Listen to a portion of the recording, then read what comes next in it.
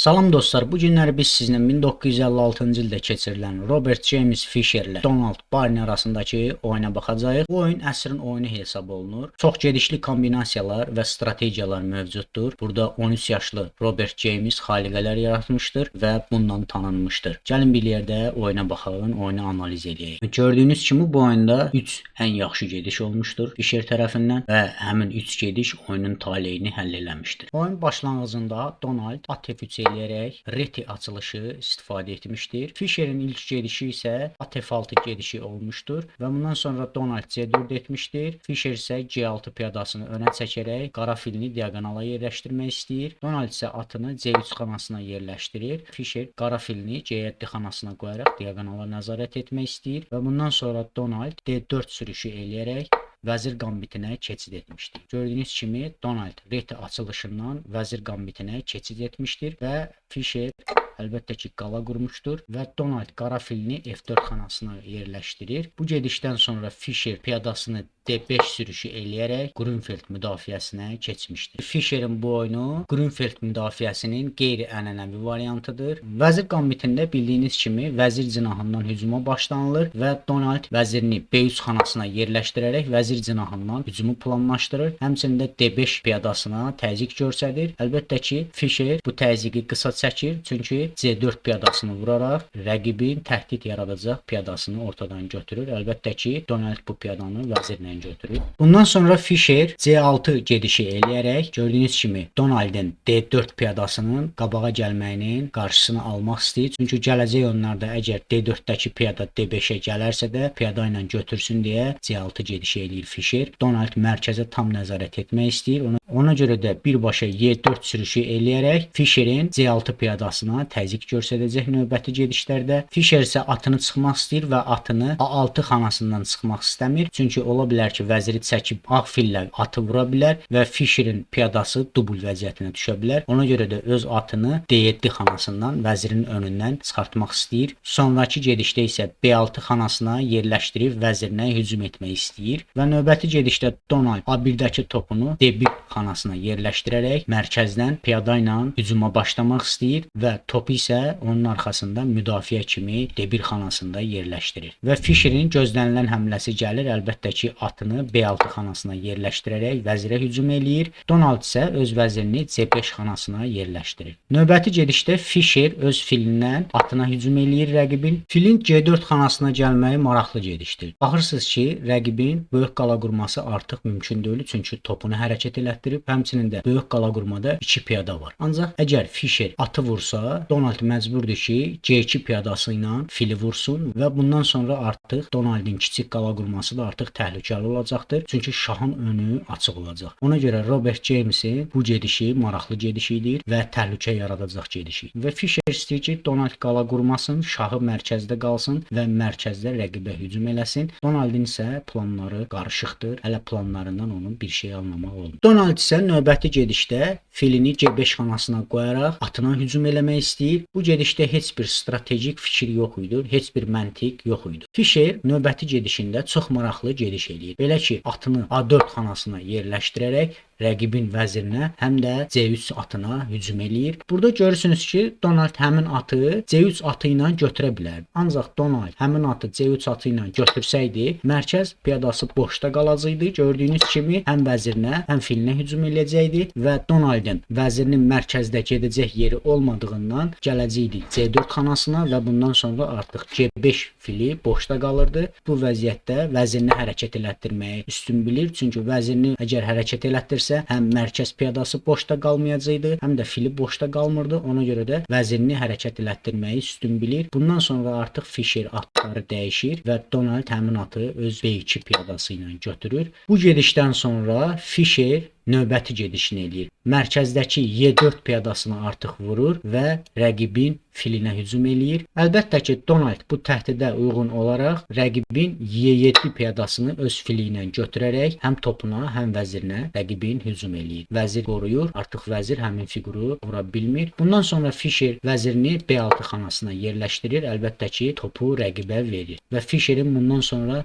bundan da maraqlı gedişləri olacaqdır. Bu gedişdən sonra Donald filini C4 B4 xanasına yerləşdirərək rəqibin F7 piyadasını da bağlamaya salır və bu vəziyyətdə Robert James müdafiə olunmaq əvəzinə hücumu üstün tutur və C3 piyadasını öz atı ilə vuraraq rəqibin həm topuna hücum eləyir, həm də rəqibin qala qurmasının qarşısını almaq istəyir. Eyni zamanda əgər rəqib fillə topu vurarsa da öz A8 topundan Y1 xanasına yerləşdirərək rəqibin şahına təhlükə yaratmaq istəyir və həmçinin də Y xanasını açmaq istəyir. Robert James'in bu gedişi dünyada çox səs-küy yaratdı. Çünki Donald bu atı vəzirlə vura bilər. Çünki növbəti gedişdə Fischer A8 topunu Y8 xanasına yerləşdirərək Donaldın filini bağlamaya sala bilərdi və əgər rəqib qala qurarsa da Donaldın artıq qara fili düşəcəkdi. Ona görə Donald həmin gedişi etmir və əksinə bir gediş eləyir. Gördüyünüz kimi Fischer'in vəziri ilə topu qara xanadadır və fil hücum eləyibdir və bundan istifadə eləyərək hər iki figuruna hücum etmək üçün Donald öz filini C5 xanasına yerləşdirərək həmçinin də vəzirə hücum eləyir. Bundan sonra Fischer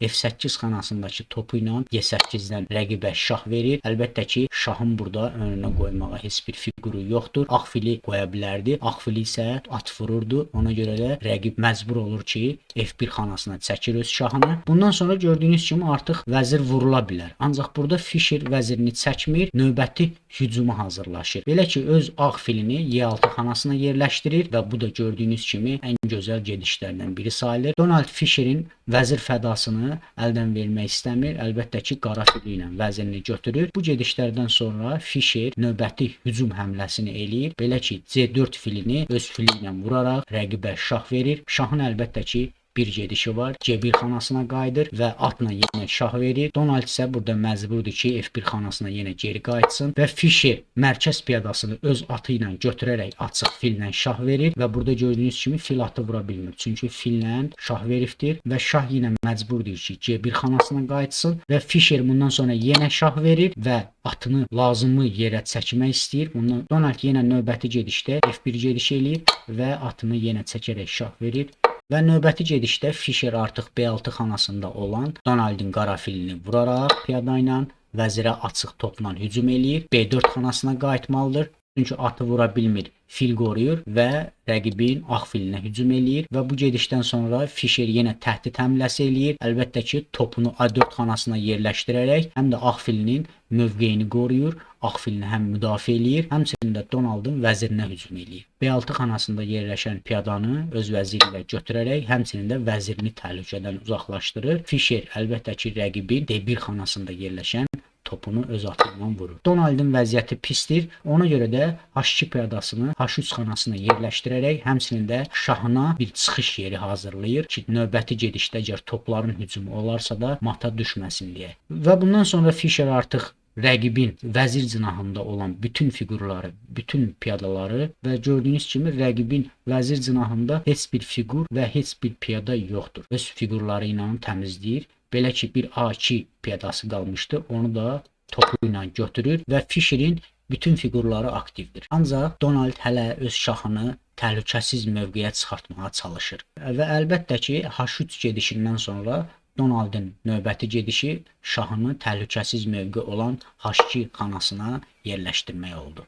Və növbəti gedişdə artıq Fischer F2 xanasında yerləşən piyadanı da götürür atından. Sonraki gedişdə Donald öz topunu Y1 xanasına yerləşdirərək Fischer'in Y8 topuna təzyiq göstərir. Əlbəttə ki, Fischer həmin topu vurur. Bundan sonra Donaldın artıq bir çıxış yolu var. Belə ki, öz vəziri ilə D8 xanasından şah verir. Burada Fischer'in bir gedişi var. Öz filini vəzirin önünə qoyur və Donald artıq Fischer'in Y1 xanasında olan topunu öz atıyla götürür. Robert isə C4 xanasında olan filini növbəti gedişdə D5 xanasına qoyaraq həm piyadalarını müdafiə etmək istəyir, həm də növbəti hücuma hazırlaşmağa çalışır və Donald atını geri qaytarır, F3 xanasına yerləşdirir. Əlbəttə ki, Fischer isə öz atını Y4 xanasına yerləşdirərək həm də filin müdafiəsinə buraxır. Əlbəttə ki, B7 xanasında olan bir piyadası müdafiəsizdir. İstəyir ki, vəzirlə həmin piyadaya hücum eləsin. Ancaq Fischer'in burada növbəti gedişi piyadanı 2 gediş irəli sürməklə artıq həmin piyadanı da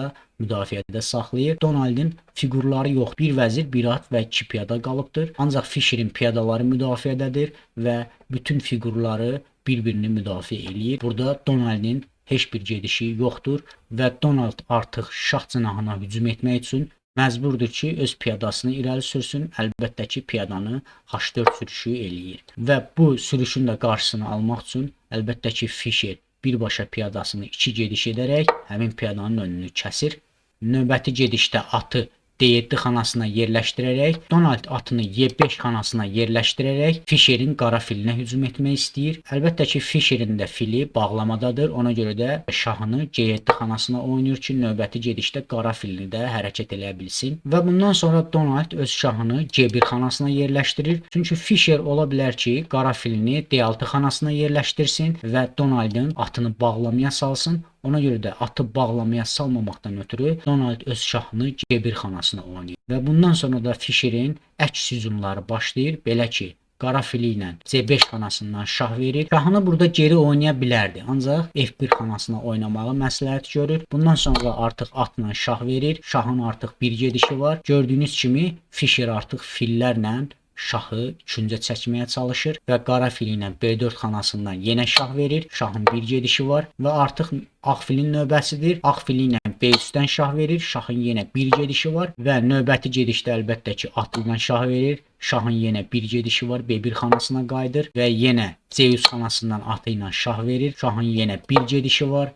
Və növbəti gedişdə artıq top C2 xanasından rəqib mat olur. Bu oyun çox maraqlı oyun idi. Dünyada əks-səda yaradıb və Fischer bu oyundan sonra tanınır. İzlədiyiniz üçün sağ olun. Növbəti videolarımda məşhur şahmatçıların maraqlı oyunlarını sizə göstərəcəyəm. Birlikdə baxacağıq. Təşəkkür edirəm.